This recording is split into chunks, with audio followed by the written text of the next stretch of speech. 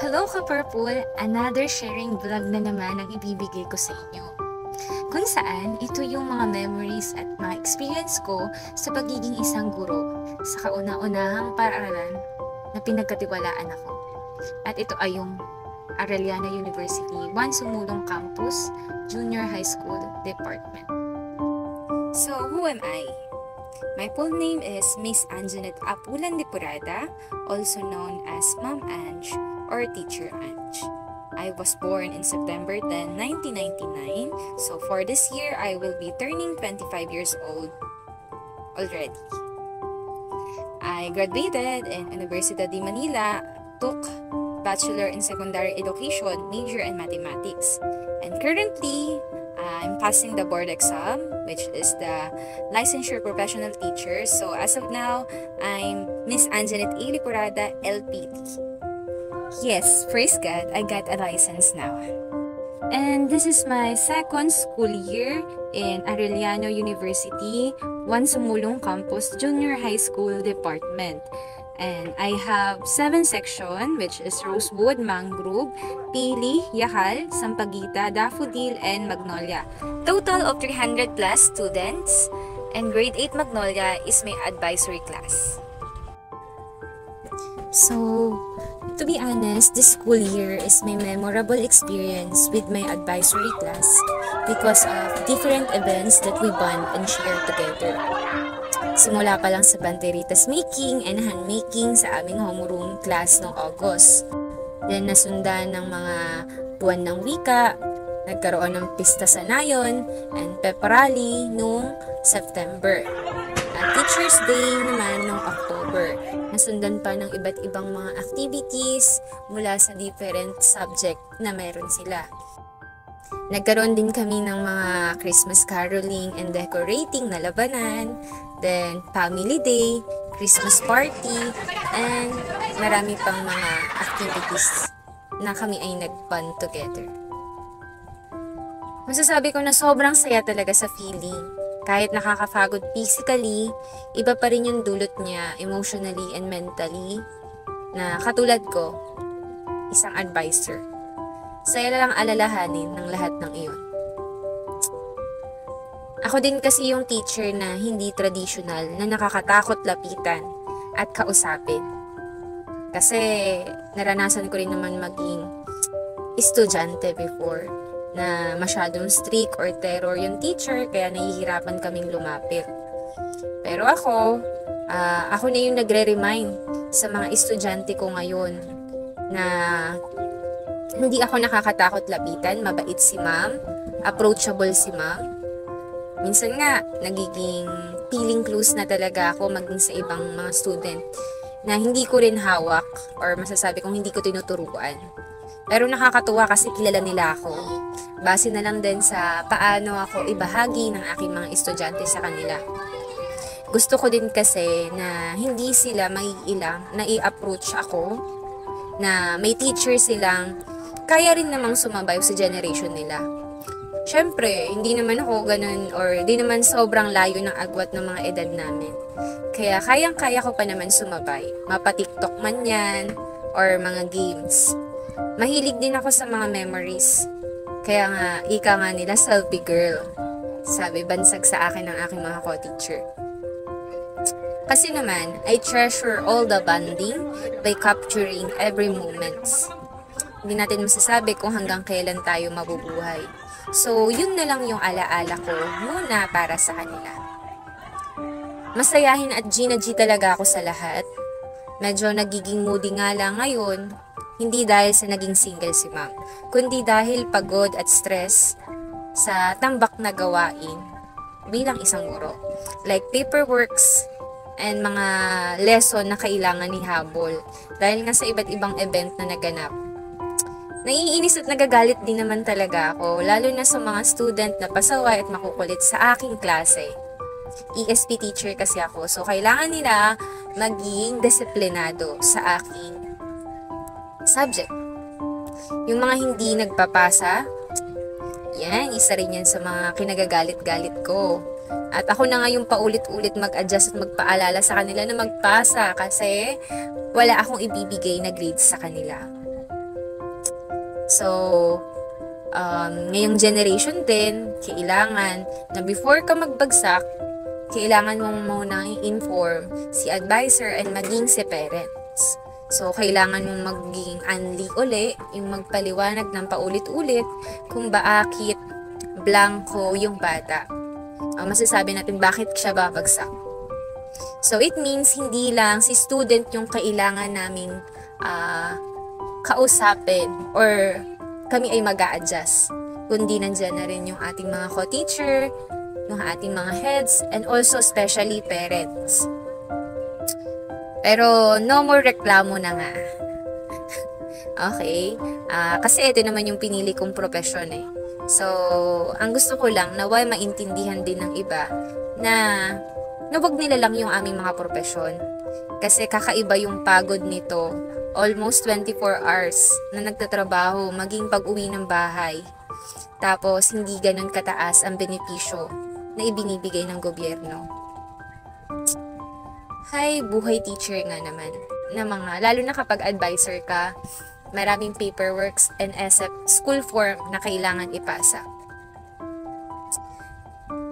Hiling ko lang po na dapat ma-remind tayo, lalo na yung mga nakikinig ng mga magulang dito, na tandaan po sana natin na hindi po madali ang propesyon na pinili namin. So, wag nyo na pong pahirapan, okay? Dahil nakadepende naman po sa amin yung magiging kapalaran po ng ating mga anak or ating mga estudyante.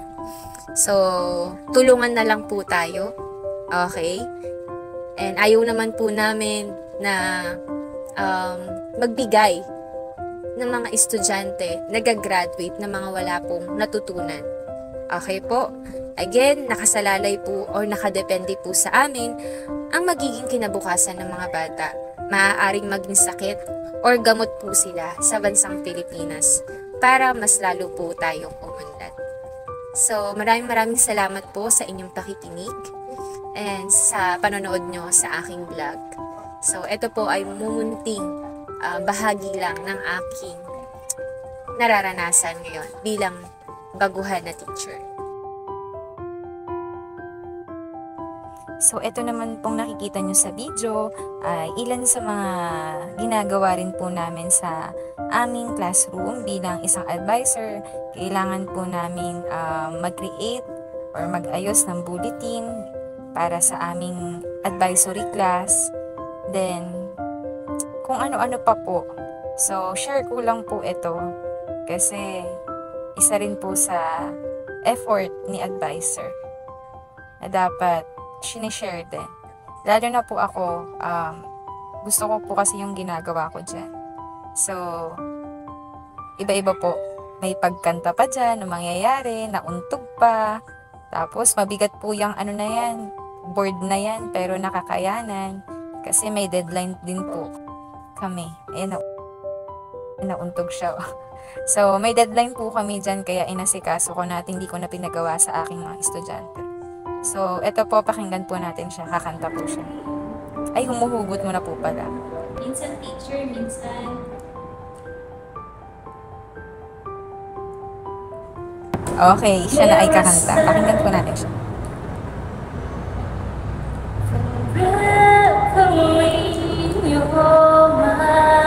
Pag napapagod po talaga yan, kumakanta yan bigla. Pagpasensyahan niyo na po ha, kasi stress reliever niya ang talagang kumanta. Lalo na worship song. Nagbibigay sa kanya ng lakas.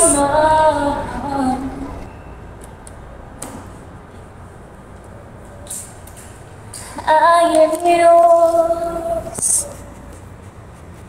Surrender wholly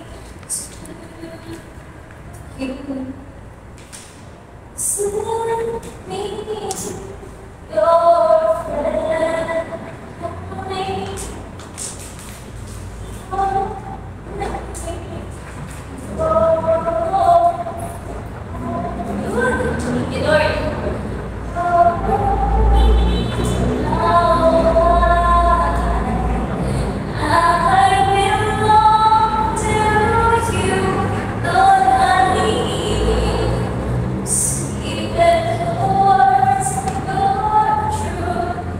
My